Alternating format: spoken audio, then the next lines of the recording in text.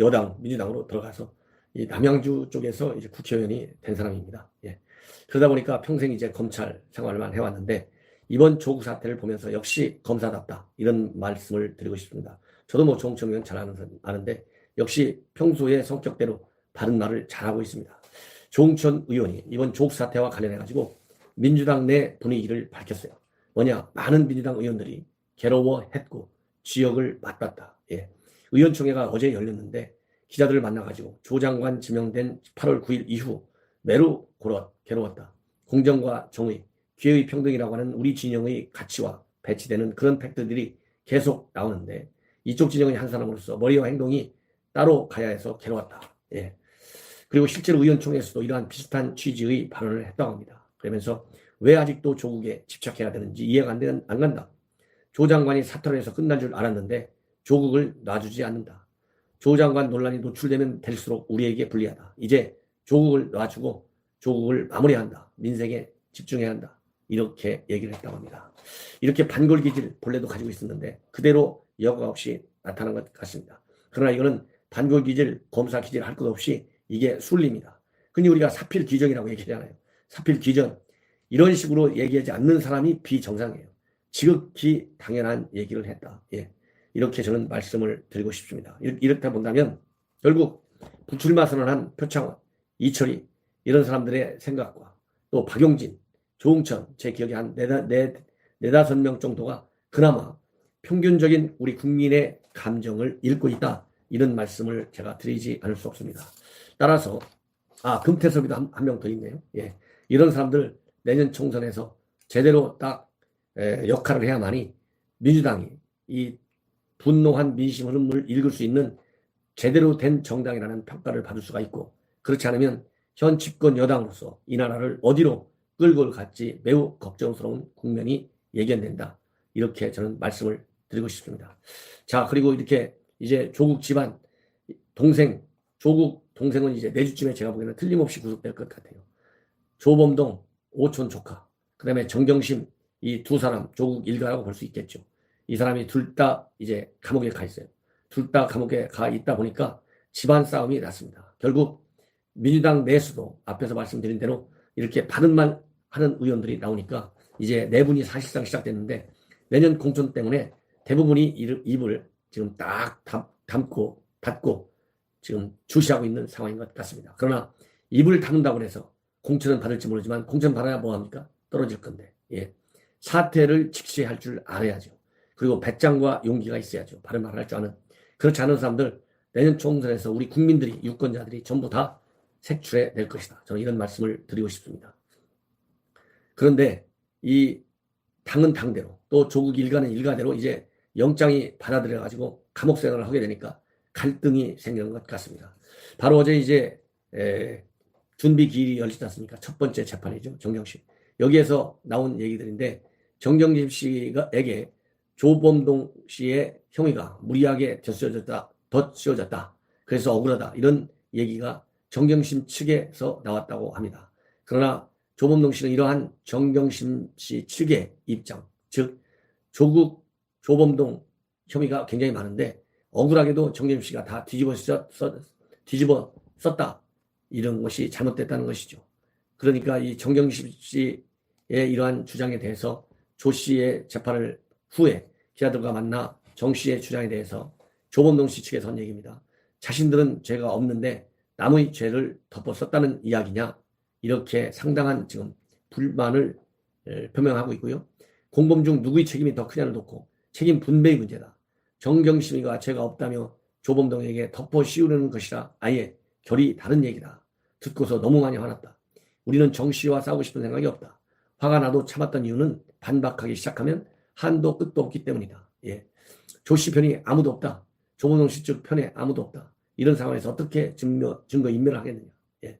그러면서 조범동 씨 측 변호인은 처음부터 정경심 씨가 조범동을 사기꾼으로 몰아갈 거고 다른 사람들은 조범동 씨가 권력을 등에 업고 자기를 강압해서 범죄를 저질렀다고 할 것이라고 예상했다고 합니다. 그래서 조범동 씨의 재판은 정경심과 연결시키는 것은 적절치 않다. 공소장 자체에 조국이나 정 씨가 공범이라고 적시된 부분은 없다. 그 부분은 우리가 방어할 수 있는 범위가 아니고 방해해야 하는 범위도 아니다. 예.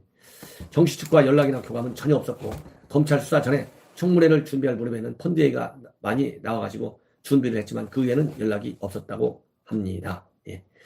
자, 이 정도가 되면 이제 과연 정경심과 조범동 그리고 조국 사이에 어떤 위법 행위가 있었는지 재판이 진행되면서 더 많이 이제 나타날 것으로 보입니다. 그렇다고 한다면 조국 구속영장 청구 여부도 이러한 다양한 갈등 상황에서 나오는 얘기가 진짜일 가능성이 더 많잖아요. 이제 곧 우리 국민들에게 알려진다. 이런 말씀을 드리고 싶습니다. 시청자 여러분 대단히 감사드리고요. 제 방송 꼭 주변 분들과 많이 공유해 주실 것을 당부드립니다. 안녕히 주무십시오.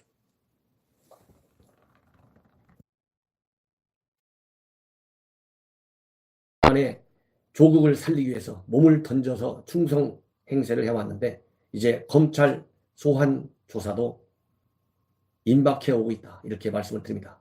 그동안에 검찰이 사건 배당을 하지 않다가 전격적으로 이번에 배당을 다 해버렸어요. 사실 유시민에 대한 고발 사건은요. 총 3개나 됩니다. 자유한국당이 지난달 9월 6일 날 유시민이가 최성해 동양대 총장하고 통화한 거 있죠. 이걸 가지고 자유한국당이 고발 조치했어요. 그리고 최근에는 서민민생대책위원회라고 하는 보수단체가 2번에 걸쳐서 고발했습니다.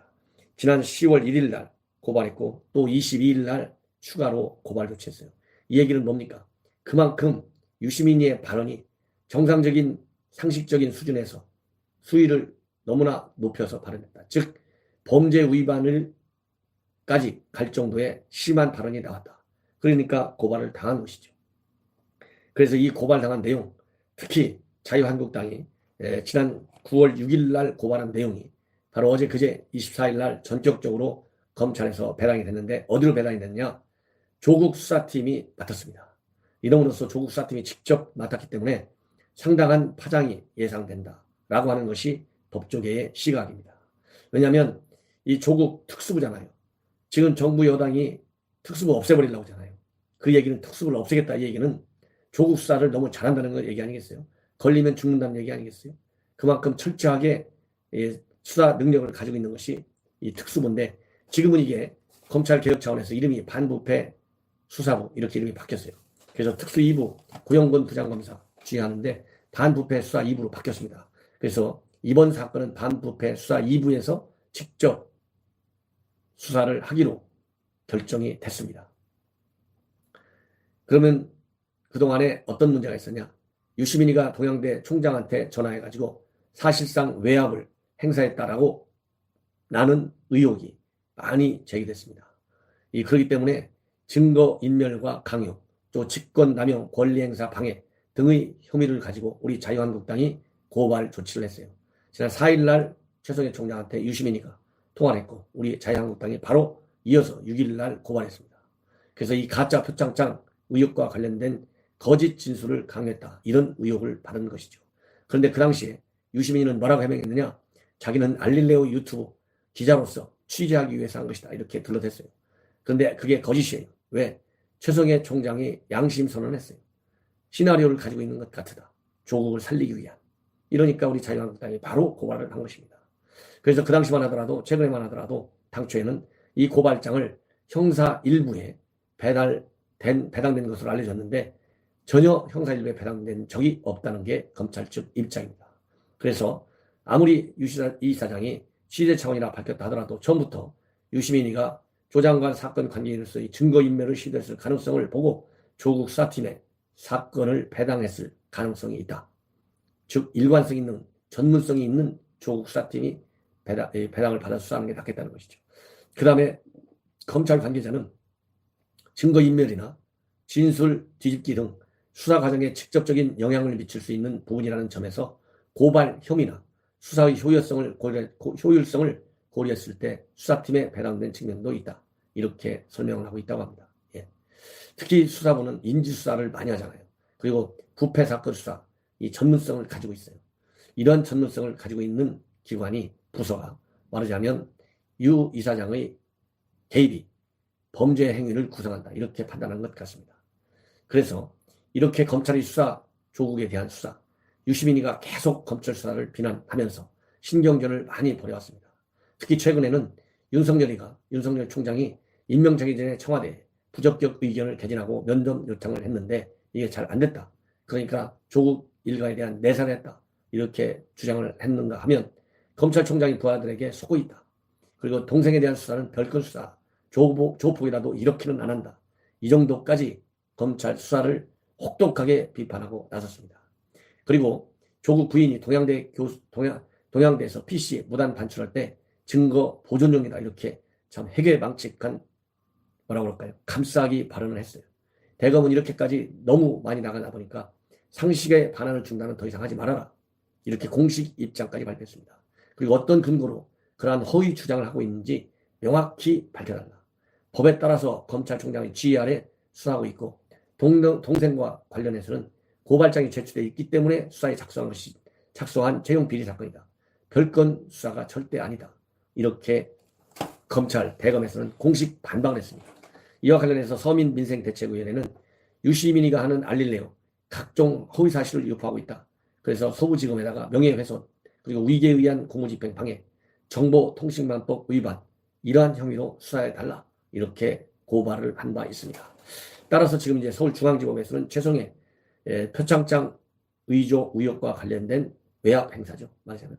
그 다음에는 서부지검 여기에서 내용과 관련해서는 윤석열 총장 속지 말아라. 그리고 부하에게 떨고 있고 조폭도 이렇게 수사하지 않는다. 검찰의 수사 방식을 아주 신랄하게 폄하시켰어요.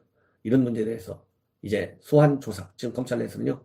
강제 소환조사도 불가피하다. 강제 소환조사를 검토한다. 이런 말까지도 나오고 있습니다. 시청자 여러분, 이제 유시민이 운명 검찰의 포토라인에 쓰게 되는지 지난번과 같이 정경심처럼 또 지하 주차장을 통해서 올라가는지 이제 곧 알려지게 될 것 같습니다. 시청자 여러분 대단히 감사합니다. 편히 주무십시오.